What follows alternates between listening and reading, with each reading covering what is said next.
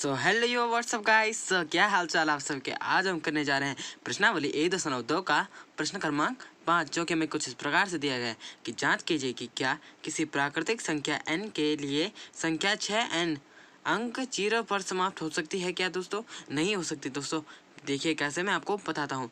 दोस्तों हमें दी गई है कि संख्या 6n तथा संख्या n के लिए संख्या जो कि हमारे पास संख्या n प्राकृतिक संख्या है, ठीक है दोस्तों, जो कि शून्य पर समाप्त हो सकती है। दोस्तों नहीं हो सकती है, ठीक है दोस्तों। मैं आइए आपको कैसे मैं आपको बताता हूँ, ठीक है। ये शून्य पर समाप्त नहीं हो सकती। ये हमारा क्वेश्चन पूरा ये गलत दिया गया है। अब इसे हम सॉल्व करके बताएंगे कि ये शून्य पर समाप्त नहीं होगा। तो दोस्तों मैं इसके लिए कुछ भाषा लिखूंगा। आइए दोस्तों मैं कुछ भाषा लिखता हूँ, तो चलिए शुरू करते हैं। तो दोस्तों मैंने भाषा कुछ इस प्रकार से लिख दी है कि यदि 6n के इकाई अंक में शून्य है तो उसका एक गुणनखंड 5 अवश्य होगा। तो दोस्तों किस प्रकार से होगा मैं आपको बताता हूँ। तो दोस्तों माना कि हमने किसी संख्या के इकाई अंक में शून्य ले लिया, जैसे हमने लिया 60, ठीक है दोस्तों। जैसे हमने 60 लिया, ठीक है दोस्तों। आइए इसे 2 से करते हैं। तो एक 2 कम 2, 2 3 4, 2 3 6, शून्य इस प्रकार से नीचे आया।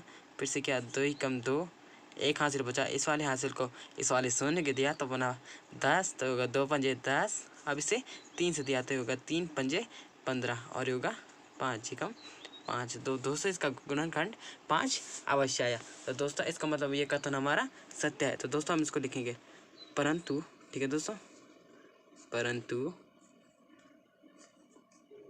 दोस्तों मैं इसका आगे कुछ भाषा लिखने वाला हूँ, तो मिलता हूँ आपको भाषा लिखने के।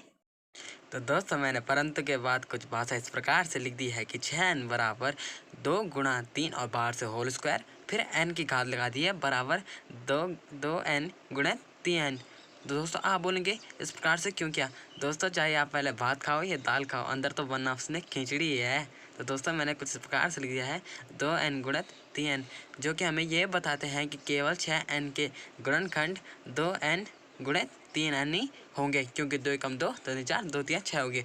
इस प्रकार से दोस्तों हमें पता चलता है कि वह शून्य पर समाप्त नहीं हो सकती है। दोस्तों ये कथन हमारे पास बिल्कुल सही है कि ये शून्य पर समाप्त नहीं हो सकती है। ये शून्य पर बिल्कुल ही समाप्त नहीं होंगी। ये समाप्त होंगी 6n गुणे 3n पर। धन्यवाद दोस्तों, आई होप आपको मजा आया हो। धन्यवाद।